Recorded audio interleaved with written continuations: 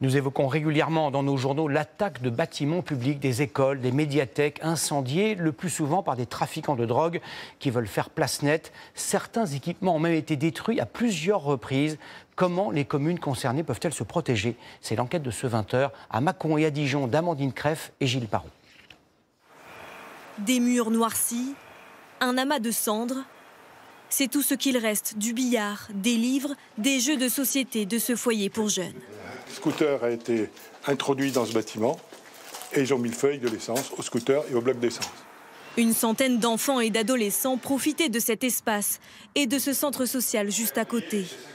Dans la nuit du 18 au 19 janvier, plusieurs individus cagoulés s'y sont attaqués.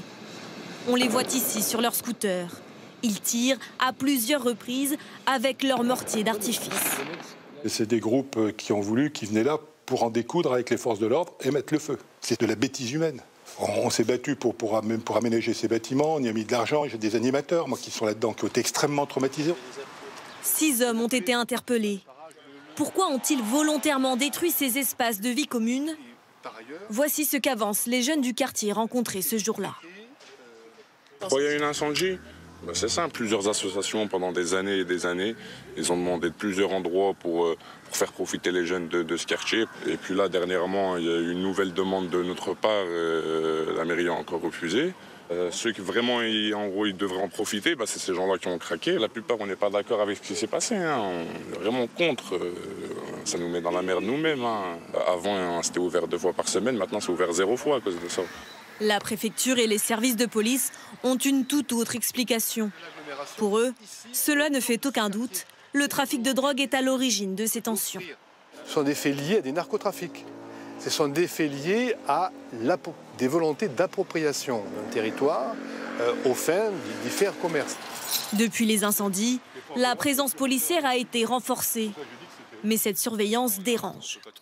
Des clous qui sont destinés à crever nos pneus, les mortiers d'artifice. C'est des actions qui sont préparées avec de la concertation. Les habitants, eux, se sont habitués à ces violences urbaines. Ils ont brûlé là, ils ont brûlé les camions de Leclerc. C'est souvent qu'il y a ils brûlent les poubelles des fois, voitures. Mais bon. Cette mère de famille amenait régulièrement 2 de ses enfants dans ce centre social, le Trait d'Union, avant qu'il ne soit incendié. Au lieu de rester les écrans, on nous dit tout le temps d'arrêter les écrans, mais ça leur profite. Et là, actuellement, c'est un peu chamboulé parce qu'on est obligé de traverser toute la route pour les déposer. À quelques mètres, dans le quartier voisin, les habitants cohabitent avec le trafic. La fête de quartier.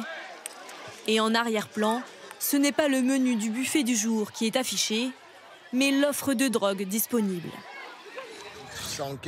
Mâcon n'est pas la seule ville où les bâtiments publics sont pris pour cible. En février dernier, quartier des Grésilles à Dijon, en quelques jours, cette médiathèque est incendiée à 2 reprises. Les dealers sont installés juste derrière le bâtiment. Ça dérange, ils ne veulent pas être dérangés dans leur petit business. Donc là, forcément, la médiathèque, avec les allées et venues, avec tout ce qui s'y passe, avec potentiellement un point où on peut voir ce qui se passe sur le trafic de stupéfiants, tout ça, ça les dérange. Après chaque incendie, il faut réparer les dégradations. Les communes voient leur franchise d'assurance augmenter.